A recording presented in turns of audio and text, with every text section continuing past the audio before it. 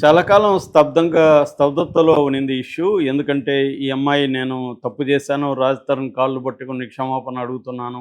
నన్ను వదిలేసేయండి అది ఇది అని చెప్పింది. దీనికి కారణం ఏందంటే, ఆ అమ్మాయికి ఫేవర్‌గా ఉంటున్న detective SI Narsing police station నుంచి సస్పెండ్ కాదు గానీ ట్రాన్స్‌ఫర్ అయిపోయాడు. అతనికి బాగా మందలించారని కూడా అధికారులు చెప్తున్నారు. ఎందుకంటే, అతను ఈ అమ్మాయి మాట్లాడుకున్న గోముగా చాలా ఇదిగా మాట్లాడుకుంటున్న, ఇంటిమేట్‌గా మాట్లాడుతున్న వీడియో వైరల్ అయిపోయింది.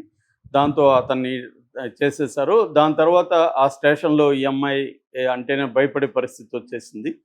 దాంతో ఈ అమ్మాయి ఇంకా మన బండారాలంతా బయటకొచ్చేసాయి. ఇంక మనం సైలెంట్‌గా ఉంటే బెటర్ అని సైలెంట్ అయిపోయిందని చెప్తున్నారు. దాని తర్వాత మొన్న మళ్ళీ ఇల్లు అక్కడ విల్లా ఖాళీ చేయడం కోసం ఈ అమ్మాయి అక్కడ అదేంటి కోకాపేటలో ఒక విల్లా ఉంది. ఆ విల్లాలో ఈ అమ్మాయి ఉంటుంది.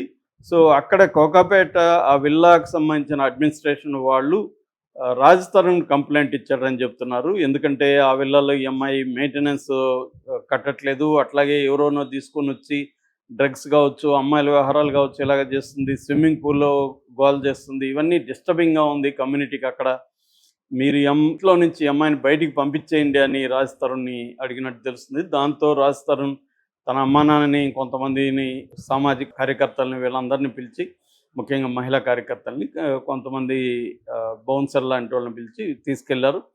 సో, అక్కడ గొడవలైనాయి. ఆ అమ్మాయి మళ్ళీ వచ్చి నార్సింగ్‌లో కేసు పెట్టింది. ఇట్లా రాజ్ తరుణ్ అండ్ శేఖర్ భాష నన్ను చంపడానికి కొంతమంది రౌడీలని 15 మంది రౌడీలని పంపించారు నార్సింగ్‌లోకని. నార్సింగ్ పోలీసులు ఆ అమ్మాయికి కౌన్సెలింగ్ ఇచ్చారు. కౌన్సెలింగ్ ఇచ్చి ఇది ఇద్దరిది ఇల్లు అని చెప్తున్నావు కదా! మరి వాళ్ళ పేరెంట్స్ కూడా ఉండే హక్కు ఉంది కదా! వాళ్ళు కూడా ఉంటారిక్కడ. వాళ్ళని నువ్వు అలౌ చేయని చెప్తే ఈ అమ్మాయి అలౌ చేసింది. సో, ఆ తర్వాత ఆ అమ్మాయికి వీళ్ళు ఉండడం వల్ల ఇబ్బంది అయిందో ఏమో మళ్ళీ కొత్త నాటకానికి తెరదీసింది. అదేంటంటే వాళ్ళ అమ్మ, నాన్న ఇంట్లో ఉంటూ ఎవరోనో పిలుస్తున్నారు. వాళ్ళు నా మీద ఒక నలుగురు మహిళలు వచ్చి నా మీద దాడి చేయబోయారు. నా ప్రాణాలకి ప్రమాదం ఉంది. మీరు రక్షణ ఇవ్వండి అని మళ్ళీ పోలీస్ స్టేషన్‌కెళ్ళింది. వాళ్ళు పట్టించుకోలేదు. నేనింత ఎన్ని సార్లు కంప్లెయింట్ ఇచ్చినా ఎవరిని అరెస్ట్ చేయట్లేదు. నేను ఇక్కడే చచ్చిపోతానని వాళ్ళని బెదిరించింది. వాళ్ళు అది కూడా ఏం పట్టించుకోవట్లేదు. కౌన్సెలింగ్ చేస్తున్నారు అంతే.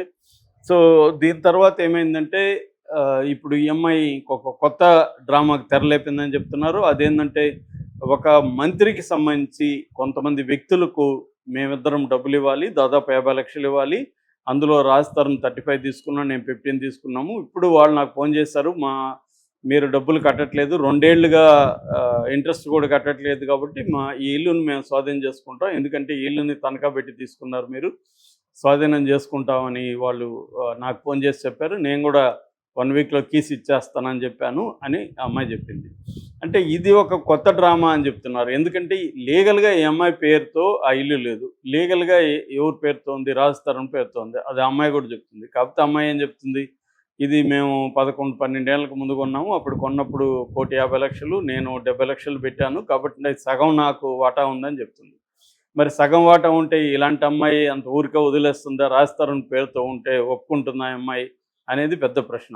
ఎందుకంటే ఈ అమ్మాయి హిస్టరీ చూస్తే ఎక్కడ కూడా ఈ అమ్మాయి చెప్పేవన్నీ నమ్మడానికి అనుకూలంగా ఎప్పుడూ లేవు. ప్రతిసారి ఈ అమ్మాయి అనేక అబద్ధాలు ఓపెన్‌గా చెప్పేయడం, మళ్ళీ ప్లేట్ ఫిరాయించడం రకరకాలుగా చేస్తుంది. ఎందుకంటే ఫస్టు రాజ్ తరుణ్‌తో నేను పెళ్లి చేసుకున్నాను. గుడిలో కూడా పెళ్లయింది. రాజ్ తరుణ్ నేను కలిసున్నాము అనేది చెప్పింది.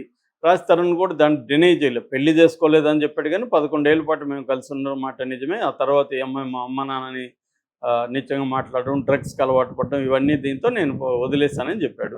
సో, ఈ అమ్మాయి పెళ్లి కాలేదు కాబట్టి లీగల్‌గా విడాకులు తీసుకోలేదు. బ్రేకప్ అయితే అయిపోయింది. బ్రేకప్ అయిపోయినప్పుడు ఈ అమ్మాయి ఎళ్ళిపోవాలి. కానీ ఈ అమ్మాయి అదే ఇంట్లో ఉంటూ రాజ్ తరుణ్‌ని ఇబ్బంది పెట్టడానికి ట్రై చేస్తూ ఈ అమ్మాయి ఒకసారిగా బ్రేకప్ అయిపోయినాక రాజ్ తరుణ్ ఎవరితో ఉంటే ఈ అమ్మాయికి ప్రాబ్లమ్ ఏంది? That is number 1. నంబర్ 2 ఏంటి?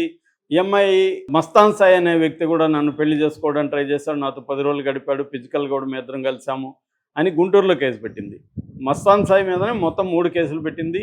ఆ తర్వాత సీఆర్‌పీసీ 164 ప్రకారం స్టేట్మెంట్ కూడా ఇచ్చింది కోర్టులో. ఆ స్టేట్మెంట్‌ని కూడా శేఖర్ భాష బయట పెట్టాడు. అందులో కూడా క్లియర్‌గా ఏముంది? నాకు పెళ్లి కాలేదు ఇప్పటివరకు నాకు పెళ్లి కాలేదు.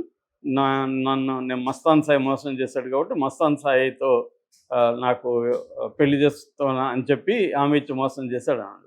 అంటే ఈ అమ్మాయి మరి ఒక పక్క రాజ్ తరుణ్ పెళ్లి చేసుకున్నాడు మోసం చేశాడు అంటుంది, మళ్ళీ మస్తాన్ సాయి పెళ్లి చేసుకున్నాడు మోసం చేశాడు అంటుంది, ఇంకో పక్క డ్రగ్ కేసులో 45 రోజులు జైలు కేసులు వచ్చిందని చెప్తున్నారు.